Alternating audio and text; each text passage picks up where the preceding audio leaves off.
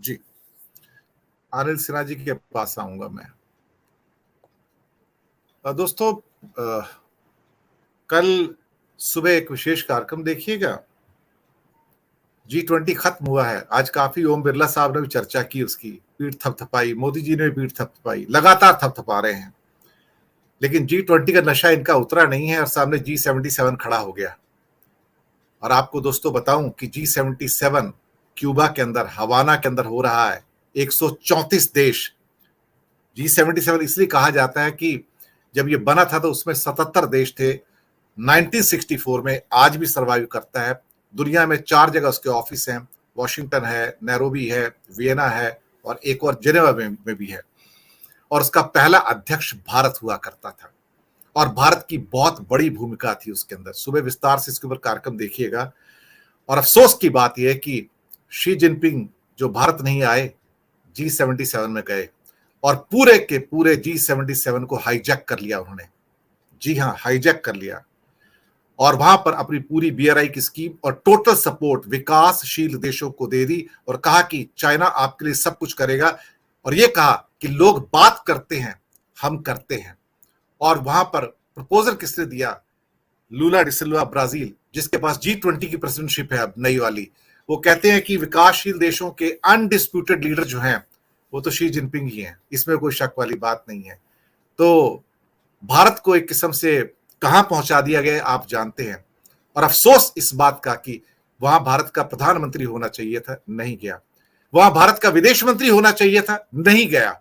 भारत का कोई रिप्रेजेंटेटिव वहां पे नहीं, सिर्फ वहां पर जो इंडिया का एम्बेसडर है खासतौर से क्यूबा के अंदर, वो इंडिया को रिप्रेजेंट कर रहा है। मैदान अगर खाली छोड़ दोगे चाइना के लिए तो चाइना, फिर आप तो सेल्फ गोल मारते रह गए। चाइना बाजी मार गया है वहां पे। और आप G20 की अपना चादर ओढ़ के सोइए, वो G77 वो सब करके चला गया आपको जो आप सोच भी नहीं पाते थे। अनिल सिन्हा जी, लोग बातें करते हैं, मोदी जी बातें करते हैं और वो लोग करके चले जाते हैं। कहीं ना कहीं हम डिप्लोमेसी में भी मार खा रहे हैं।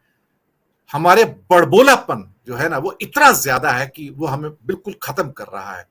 आज किसी इंडियन अखबार के अंदर G77 मीट की खबर भी नहीं है। मैं आपको बताऊं, आप पाएंगे किसी अंदर के पेज में छोटी सी खबर मिल जाएगी, लेकिन ये दुनिया के अंदर सबसे बड़ी घटना है। और वहां पे यूएन के एंटोनियो गुटरेस साहब भी आए हैं, उनके जो सेक्रेटरी जनरल है उनका भी बड़ा भाषण हुआ है और दुनिया की सारी संस्थाओं के चीफ वहां पर आए हैं। आनंद सिन्हा जी, ये G77 जिसकी आप चर्चा कर रहे थे, उसको बनाने में और उसको आगे बढ़ाने में भारत का योगदान मतलब बहुत महत्वपूर्ण योगदान है। मतलब असल में वो जो नॉन अलाइनमेंट मूवमेंट है, तटस्थ राष्ट्र का जो है, निरपेक्ष राष्ट्र, उसके आंदोलन से निकला हुआ ये है G77। तो आप लेकिन देखिए क्या है कि हम लोग असल में मोदी जी को एनालाइज किस कंटेक्स्ट में करें। जो भी आप संदर्भ लेंगे तो आपको लगेगा क्या कि मतलब उसके लिए कोई आपके पास दिक्कत है कि अब जैसे व्यक्तित्व है, हिंदुस्तान में कोई भी ऐसा राजनेता, प्रधानमंत्री तो जाने दीजिए, कोई भी राजनेता इस लेवल पर जाकर के लोगों को मतलब अपोजिशन से या अपने ही पार्टी के लोगों से लोग अब तो मतलब लोगों को ध्यान में रखना चाहिए। आप वो देख सकते हैं किस तरह से आडवाणी, मुरली मनोहर जोशी सारे अपने लोग जो बीजेपी है उसके साथ करते रहे। एक तो व्यक्तिगत व्यवहार में भी जो जो उत्कृष्टता चाहिए इतने बड़े पद के लिए, वो उसको उनका इसका उनमें सख्त अभाव है उनके व्यक्तित्व में। आज उसके बाद इंस्टीट्यूशंस वगैरह की बात आपने कह दी, जिसकी जड़ें असल में आरएसएस की विचारधारा में है। जहाँ जो लोकतंत्र को यकीन नहीं करता, जैसा राजू साहब ने कहा कि उनको कोई यकीन नहीं है लोकतंत्र में, वो असल में उसी ये धारा के हैं।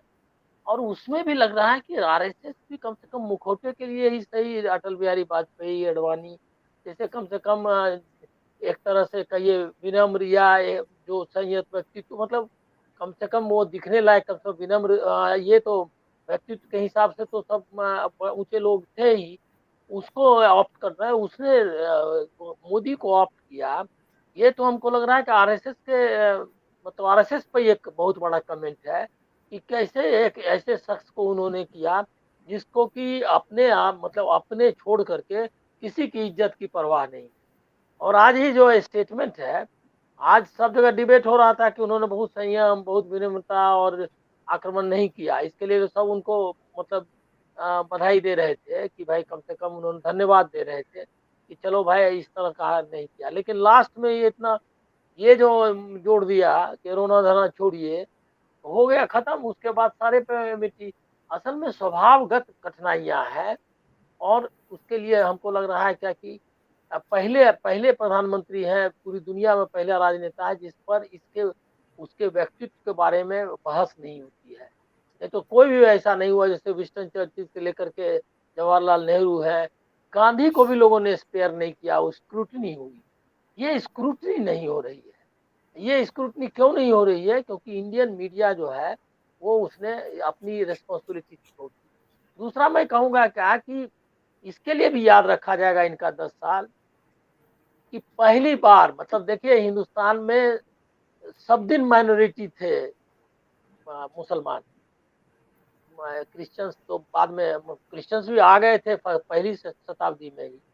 हिंदुस्तान ही ऐसा मुल्क है जहाँ की यहूदी, ईसाई, मुसलमान, पारसी, मतलब कोई दुनिया का ऐसा रिलीजन नहीं है जिसको मानने वाले यहाँ नहीं रहे हों और जिनका अपना यहाँ धर्म स्थल मतलब पूजागिरी ना हो। लेकिन आपने क्या किया 10 साल में, जिस तरह से मतलब मुसलमानों ने एक्सेप्ट कर लिया लगभग कि ये जो मेन स्ट्रीम इंडियन पॉलिटिक्स है उसमें उनका से नहीं होगा। ये ये कोई सोच सकता था? आप याद करिए कि जिन्ना का सहयोगी थे एमसी छागला, लेकिन उसको बुला करके, वो तो जज हुए ही, और उनको बुला करके नेहरू ने शिक्षा मंत्री बनाया और उन्होंने शर्त रखी कि हमारे काम में हस्तक्षेप नहीं करने का, और उन्होंने मान लिया उसको। उनको लगा कि इतना पढ़ा लिखा आदमी, इसको जरूरत है। ये है, मौलाना आजाद थे। कोई ऐसा किसी को सोचने की जरूरत भी नहीं थी कि आप मैं मतलब हिंदुस्तान की ये में मतलब उनका से नहीं रहेगा बराबरी में। और बल्कि मैं अभी नेताजी सुभाष चंद्र बोस को देख रहा था, उनके 15 गौर काउंसिल में 7 या 6 लोग जो मुसलमान थे, उससे ज्यादा। तो ये है। और उन्होंने कहा कि हिंदुस्तान, ये मुसलमान को ज्यादा मिल गया। वो बेबल योजना में आया था कि मुसलमानों को अधिक संख्या में मिल जाएगा, तो हिंदू महासभा ने विरोध किया।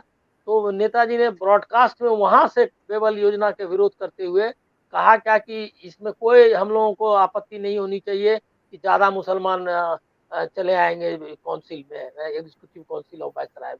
लेकिन उसमें वो मुसलमान नहीं आना चाहिए मुस्लिम लीग का, उसमें आसफ अली, ये क्या कहते हैं, रफ़ी अहमद किदवई और मौलाना आज़ाद जैसे देशभक्तों को आना चाहिए। और देशभक्त मुसलमान और देशभक्त हिंदू में कोई फर्क नहीं। तो ये स्पिरिट थी और ये स्पिरिट चली, मतलब उतार चढ़ाव के बावजूद ये चली। उसको ये इतिहास में दर्ज होगा कि भारतीय इतिहास में इन्होंने एक सबसे बड़ा अल्पसंख्यक समुदाय को मार्जिनलाइज कर दिया। मॉब लिंचिंग से मतलब कुछ भी आप देख सकते हैं। अरे कोई कोई पार्टी ओपनली बोल करके कि मुसलमान को टिकट नहीं दे, ये हिंदुस्तान में आज और रूलिंग में आ जाए, ये आप सोच लीजिए कि कितना बड़ा कमेंट है इस पूरे मुल्क की जमहूरियत पर।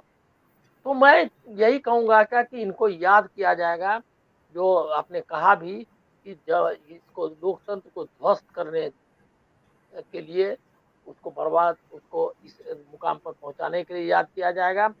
और इसका जो ये उन्होंने कहा रोना धोना, इसका मतलब ये है कि उनको पश्चाताप नहीं है, सिर्फ स्ट्रेटेजिकली उन्होंने ज्यादा आक्रमण नहीं किया, इसीलिए कि उनको 2 भाषण जो पिछले मतलब संसद के थे, उसको लोगों ने, एक तो एक अकेला सब पर भारी और दूसरा ये मणिपुर वाला, तो दोनों के बाद लोगों लग गया, लोगों को उनको अंदाजा हो गया कि लोग इसको पसंद नहीं कर रहे हैं, तो इसीलिए उन्होंने माइल्ड रखा। लेकिन आदतन जो आदत है आपकी, उससे आप नहीं, आपका जो व्यक्तित्व ही है असल में ही, तो किसी को सम्मान नहीं करते और किसी संस्था को, कि लोग विचार को, किसी को सम्मान नहीं करते। ये बहुत डेंजरस है।